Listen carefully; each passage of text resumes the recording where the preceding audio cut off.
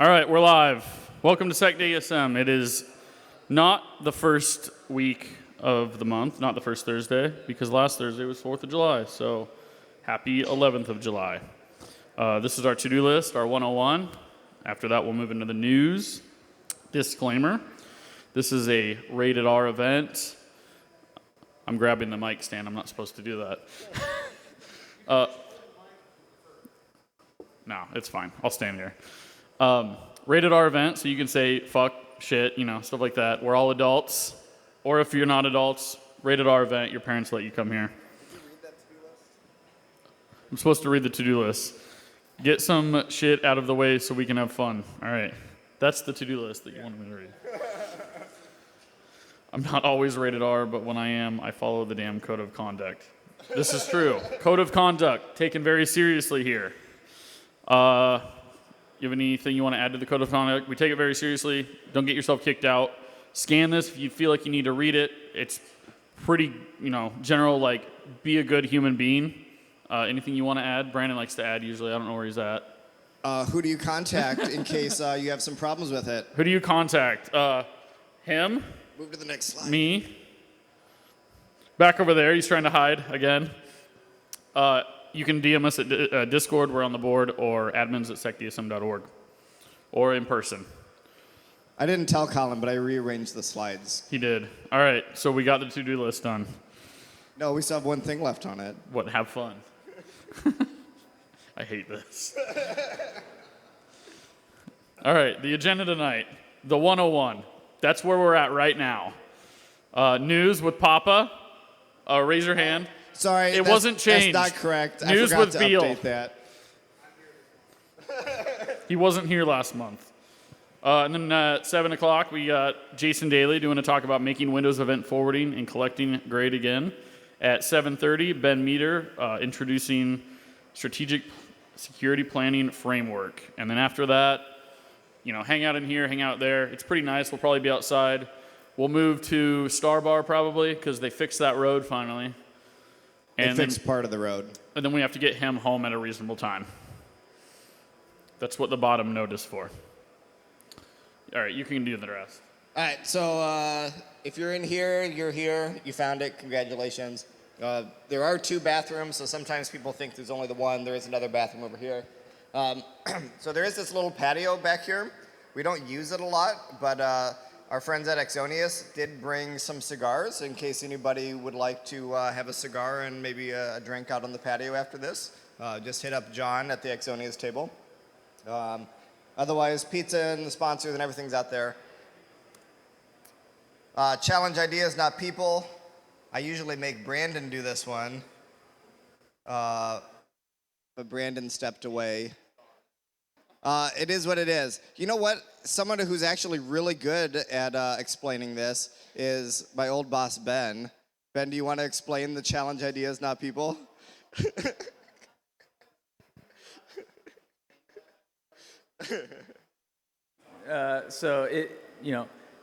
Okay, challenge ideas, not people. It means you need to be open to the challenging of ideas and not take it personally.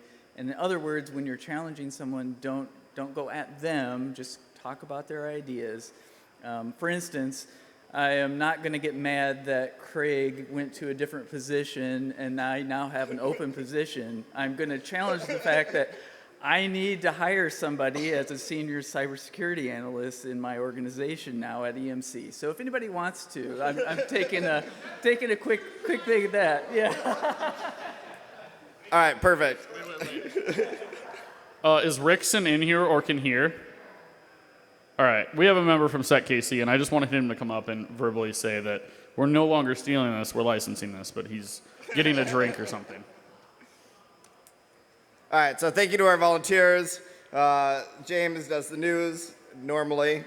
Papa did it that one time, but it's James normally. Jared does the AV. Matthew helps with the AV. Jake is probably around here somewhere. He helps out a lot with the CTF stuff. Thank you, everyone. Also, thank you to our bar staff who will cut you off if you drink too much, and we fully support that. So, just, remember you're here with other people that may or may not be your future coworkers. So be responsible. Oop, too many clicks there. On that note, if you do drink too much, SecDSM will pay for an Uber to get you home. Here's the link. The link always updates. Here, this is bothering me. You can take that. I didn't turn it off. The Uber will take you to or from here or Star Bar. Yes. So if you go to Star Bar and then drink too much at Star Bar, you can also still get home and get back to your car at Star And Bar it the next runs day. till like noon or 2 p.m. tomorrow. So like if you just unexpectedly get drunk, come back and get your car tomorrow. Don't worry about it. All right. Transparency report. So huh? Does it take you from here to Star Bar? No, but there are people here that will take you to Star Bar. Yeah, We'll there's get free that part rides there. covered. Yeah. I have a bike with pegs that you can get on the back of. So. All right, Exonius is our sponsor. Thank you to Exonius. You can visit them out there. They got a couple of things going on. So they do have a drink tab open, but you do have to be willing to do a demo with them. I promise it's worth it. It's actually a really, really cool tool. And then they do also have bottles that they're raffling away. You do have to give them your info for the bottle, but it's pretty good. I might have sat in on the tasting and helped pick it out, so it's worth giving them your email, just saying. Thank you to our sponsors. So these are some people that have gotten bottles in various forms, either the small, like 15 bottles all the way up to like whole barrels of bourbon. If you have any sponsors that have a little bit of extra cash and are looking for a way to support the community and also get something in return that they can give to their customers, maybe shoot them an email and send them our way, just saying. Ways you can help: you can be a speaker, you can create CTFs. Do we have a CTF today? I did not set up a CTF. I don't think we have a CTF. All right, so there is a safe out there, though, so that kind of counts. So because somebody out there didn't volunteer to do it, there's no CTF today. So remember that for next month, just saying. All right. Go ahead. All right. We got a lot of cons coming up very soon. Black Hat, B-Sides Vegas, DEF CON, all in about a month from now, less than a month. Blue Team Con in the beginning of September. I was originally going to go to that one. Probably not going to now. I don't know if we have a group going, but are you still going? No. I don't know who's going. Future Con in Des Moines. I added it. Do you know? That I won't go to it, but sometimes people go to it. Future Con is in Des Moines. I don't know anything about it. So if you do, it's all right. Corn Con, which is a banger, 10 of 10. This guy knows all about it back there. And then Wild West, which is my personal favorite. We have a huge group going this year. So, what? Oh, yeah, I think we're trying to figure it out. We're gonna get a van or a bus or something maybe if we figured all that out. Wild West is sold out though, so note for next year: get your ticket early if you want to come hang out. I'm over this at this point. We never used Slack. That was a fake. That's not real. Here's your QR code for Discord. We've been on it for like 3 years at this point. I don't know, since before COVID. And then news with not Papa, Beal. Howdy, everybody. How's it going? Everybody awake? Yeah. Craig just wanted to bring up tipping the bartenders not drinking too much because he's sick and tired of Colin hitting on him all the time. All right, let's go through some news stories real quick. So this was big this week. There was almost everybody ended up talking about this. So a huge joint worldwide report came out from a whole bunch of cybersecurity agencies, government-wise, about APT40. So the U.S., Australia, everybody was talking about it. So essentially the two big topics for this one were APT40 is obviously a Chinese-based threat group, and they are maturing in their capability a lot further and faster than a lot of places are.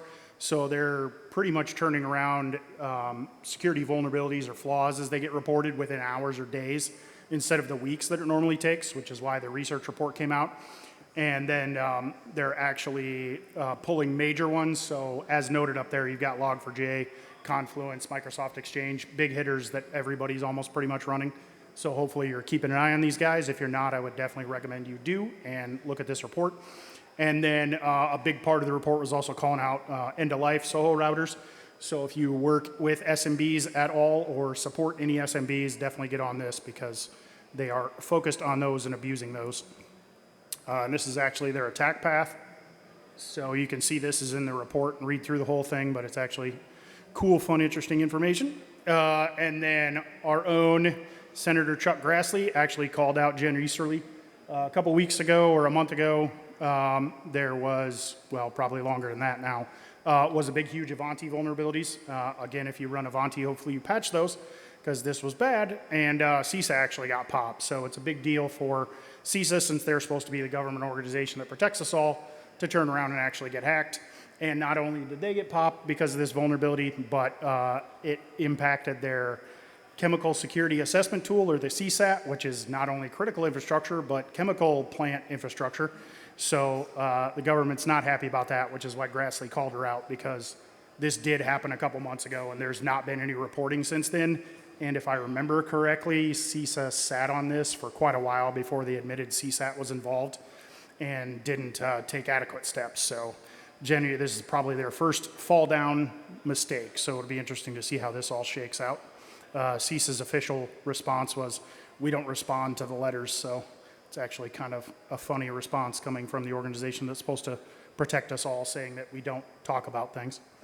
And then if you didn't hear this was all over the news in the last couple of weeks. The US government actually banned Kaspersky software. So if you were using Kaspersky, it's been a year or two, maybe it was during the pandemic at some point, Kaspersky tried to get away from their relationship of we're run by the Russian government by opening up some data centers in Europe and in the US. Not going to do them any good because the US government, the Department of Commerce, banned them and then turned around and followed it up with a nice little sanction for 12 of their executives. So if you're running Kaspersky, I think you have like 90 days.